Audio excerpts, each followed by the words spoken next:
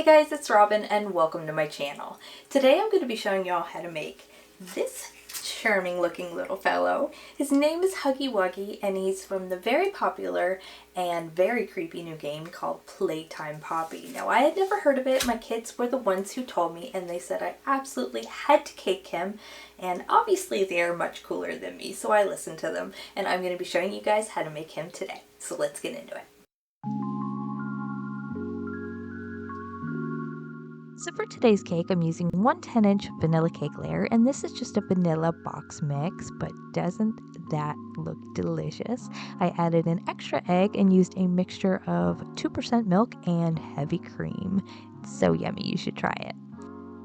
So we're just going to begin by leveling out our cake, and then we're going to flip it over to give us a nice big surface area that's nice and flat for us to put our stencil on and cut out the shape that we need. So I'm just going to stick this into place and make sure it fits all the way around, and then using a smaller serrated knife we're going to cut all the way around our stencil and remove any of that cake that we don't need.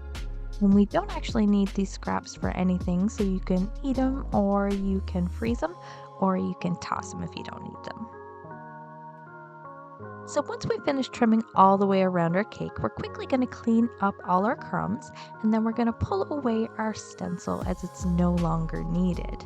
Now that we have our shape prepared, we are going to readjust our cake leveler, and we're going to tort our single layer into two separate layers so we can have some fun with some buttercream colors in between. So now that our cake layers are prepped, it is time to start assembly. So using a little bit of white buttercream, we're going to attach our cake to our custom cake board, which, as you guys can see, I've made the exact same shape as our cake, but just a little bit bigger, so there's lots of room around the outside for all kinds of furry buttercream. But before we do that, we need to add some filling. So starting with some blue first, we're going to create a border so that way our center colors stay put and don't leak to the outside. Then we're going to take some red and some white, and we're going to alternate those two colors all the way around until we reach the center and that entire layer is completely filled with icing. I am so interested to see what this looks like when we cut it open later on, because so far this is looking really neat. It's totally giving me Saw vibes, which is also super creepy, so it totally suits it, I think. And now that we have our icing layer filled, we can add that last layer of cake. And now with that part finished, we have a little bit of carving to do before we can crumb coat our cake. So using the stencil of his face that I created and an X-Acto knife, I'm just carefully tracing out the shape of his mouth, and then we're going to carve it down a bit to make room for all kinds of scary teeth. Now this guy is super terrifying. I'm sure you have seen his face already. He has 2 rows of big, long, sharp teeth, and they are horrifying. I don't know what you guys think, but that smile is very unsettling and is probably going to cause a nightmare or two, I think.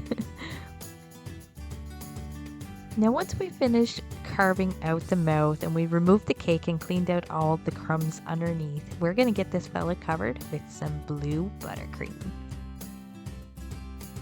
So to apply our icing, we're going to be using a piping bag. Now I like using this method because I find it the easiest to get the icing to stick to the sides of the cake. And because this is a crumb coat, we don't need it to be perfect and we don't need a whole bunch. We just need enough to create a nice thin layer to seal in all these crumbs when we smooth it out, and to give us a nice base for our final layer of buttercream.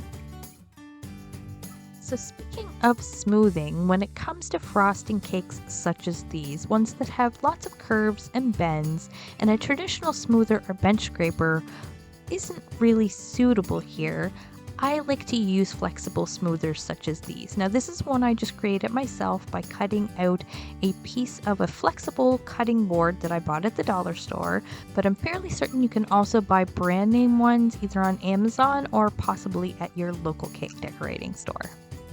But I absolutely love and highly recommend my homemade method because it is so cheap and you can make whatever shape you need.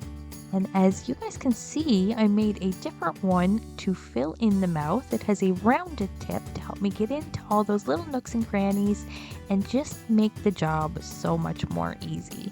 And once I've refrigerated my crumb coat for about 10 to 15 minutes, I'm also going to use that same tool to fill in my black buttercream, which is also inside the mouth, as you guys can see. And so we're just going to carefully spread this on and try not to mix it with the blue buttercream, but you don't have to worry about being too neat because we're going to be adding some big, thick red lips all around the outside, which will cover up any messy lines there might be.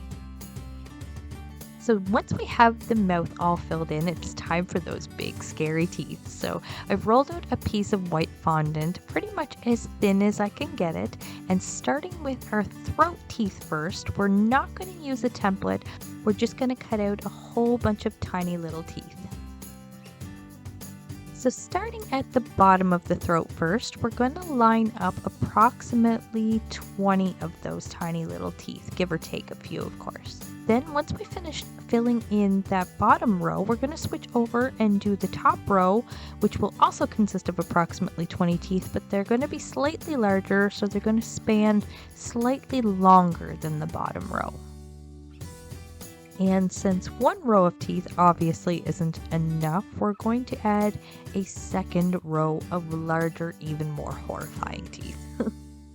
For these ones, I am actually using a stencil. Some of his teeth are longer than others, and they lay in quite a specific pattern, and I want them to look perfect, so I want them to be exactly the same. So using the stencil is going to enable that, and I'm going to use my X-Acto knife to cut them out very carefully and stick them all into place.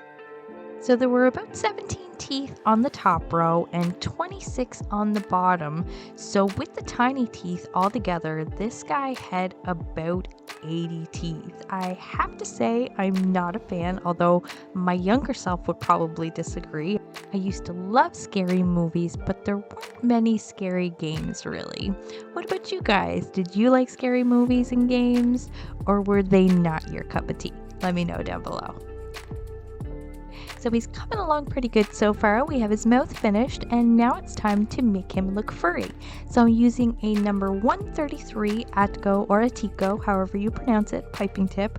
We're going to take some blue buttercream and pipe it all the way around the cake. So starting at the base of the cake first, we're going to pipe it in a single row all the way around, and then we're going to stack the next row right on top of that one and proceed just like that until we reach the top of the cake. So once I've finished filling in the sides, I'm going to ever so slightly change my technique. I want to make his fur look a little bit longer, and he also has a part in his hair in the center, so we're going to drag the hair upwards towards each peak, if you can kind of understand what I mean. As I'm piping, you'll see the fur start to take shape, and it almost looks kind of cute, but kind of not really. Alright, now let's switch over to our red buttercream. So this guy has some pretty big, thick red lips, and I thought the easiest thing to do would be to fill my piping bag, cut an extra thick hole, and we'll try piping it on without being too shaky, hopefully. And I actually think that looks pretty good. I shouldn't have to fix it up too much. So this guy just needs some eyes, and he is complete. So I've cut out his eye shape using just a simple circle cutter, and we're going to color in the pupil using a watercolor paintbrush and some watered down gel food color in Super Black by AmeriColor. Now, I was just going to make his pupils from fondant, but I opted against it because his eyes are kind of shiny, so I thought if I painted it on, the water would give it a bit of a glossy effect. So I figured this would be the better looking technique, and I think I chose right because this guy looks super freaky. What do you guys think? I know his name is Huggy Wuggy, but I'm definitely not going to be looking for any hugs. This guy is known to grab a hold and not let go, so let's cut him open and eat him up before he grabs us and gobbles us up. Well, that's it for today, guys. Hope this one wasn't too scary for you. I really hope you enjoyed the video, and if you guys did, you know what to do. Leave me a big thumbs up and lots of love in that comment section too. And if you haven't done so already, don't forget to hit the subscribe button and ring the bell so you receive notification every time I post a new video. Thanks for watching, guys. See you on the next one.